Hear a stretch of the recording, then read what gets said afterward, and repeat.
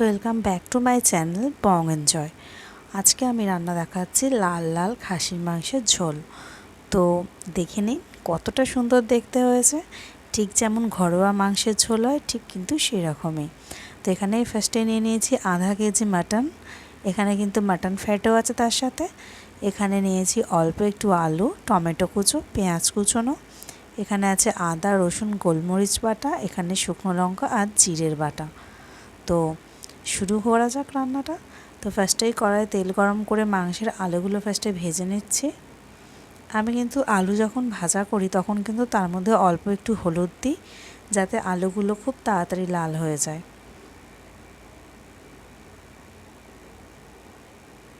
এই দেখুন আলুগুলো কিন্তু খুব সুন্দর করে লাল লাল করে ভেজে নিতে হবে।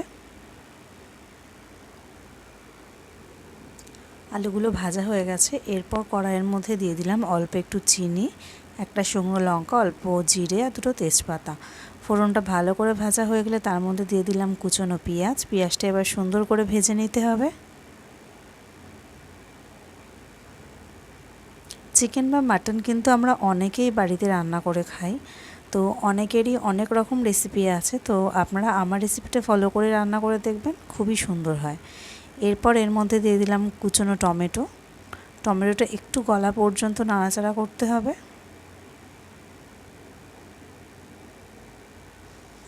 অল্প একটু লবণ দিয়ে দিলাম যাতে টমেটোটা খুব সুন্দর করে গলে যায়।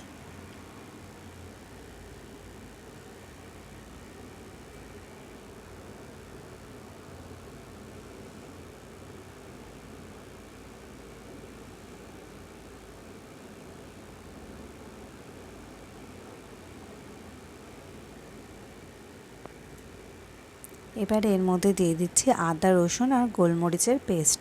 এটাকে কিন্তু খুব সুন্দর করে কষিয়ে নিয়ে ভাজা ভাজা করতে হবে, নাহলে কিন্তু একটা কাঁচা গন্ধ ছাড়বে। তো এটাকে খুব সুন্দর করে ফার্স্টে একটু ভেজে নিতে হবে।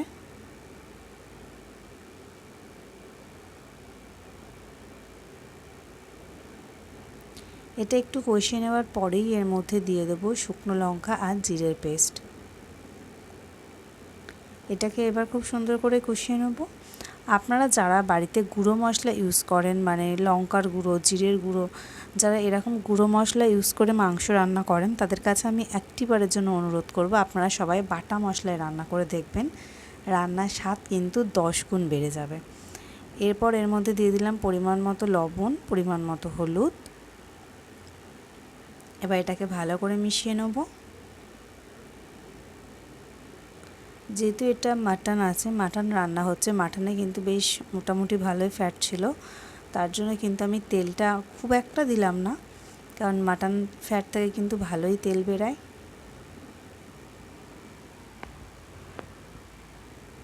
এবার ভেজে রাখা আলু আর মাটন দুটোই একসাথে দিয়ে দিলাম, ভালো করে কষিয়ে নিতে হবে মাংসটা।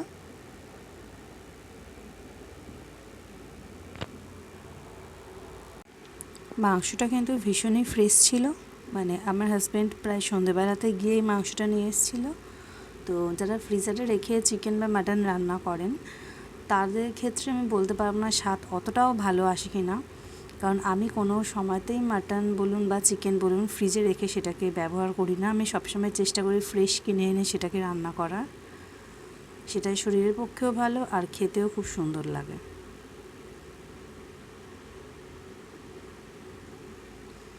এবার মাটনটাকে খুব সুন্দর করে কষিয়ে নিতে হবে।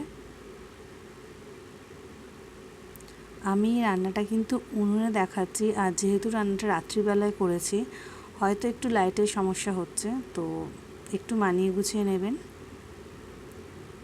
তো কষাতে কষাতে আমি এর মধ্যে দিয়ে দিলাম অল্প একটু জল, কারণ আমার যেহেতু উনুনে কাঠের জালটা একটু বেশি ছিল, তাই নিচে লেগে যাচ্ছিল।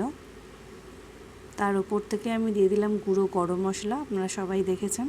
এটাকে এবার ভালো করে কষিয়ে নেবো। আপনারা হয়তো ভাবছেন যে গুঁড়ো গরম মশলা কষানোর সময় কেন দেওয়া হচ্ছে। আসলে আমি যে কোনো মাংস যখন রান্না করি, সেটা চিকেন হোক বা মাটন হোক, আমি কিন্তু মাংস কষানোর সময় তাতে অল্প একটু গুঁড়ো গরম মশলা অ্যাড করে থাকি। দেখুন মাংস থেকে বেশ ভালোই তেল ছেড়ে দিয়েছে।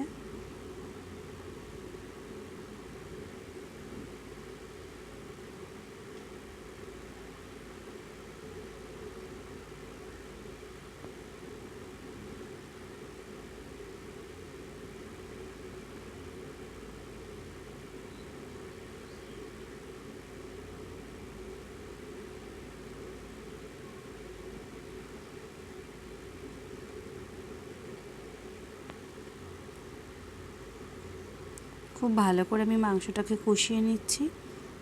বারে বারে অল্প অল্প জল দিয়ে কিন্তু মাংসটা কষাতে হবে। আর এখানে কিন্তু মানে অবশ্যই গরম জল ইউজ করবেন, কেউ কিন্তু নর্মাল জল ইউজ করবেন না।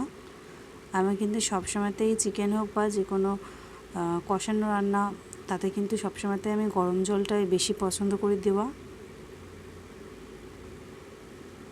যেহেতু মাটন, তাই আমি জলটা একটু বেশি দিলাম।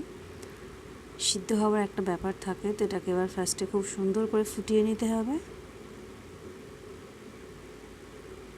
আমি এটাকে প্রেসারে দিলাম না, তার কারণ যেহেতু আমি উনুনে রান্না করছি, তাই আমি প্রেসারে দিলাম না, কারণ এমনি উনুনের জালের মাংস খুব সুন্দর সিদ্ধ হয়ে যায়। তো অল্প হালকা মিডিয়াম আছে কিন্তু আমি রান্নাটা করছি।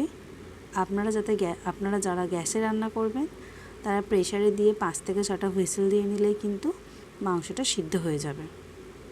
সেক্ষেত্রে কিন্তু আপনারা আলুটা একেবারে দেবেন না, ফার্স্টে 3টে হুইসেল দিয়ে নিই, তারপর ভাজা আলুগুলো অ্যাড করে তারপর আবার 2 থেকে 3টে হুইসেল দিয়ে নেবেন। তাহলেই কিন্তু আলুগুলো গোটা থাকবে আর মাংসগুলো খুব সুন্দর গলে যাবে।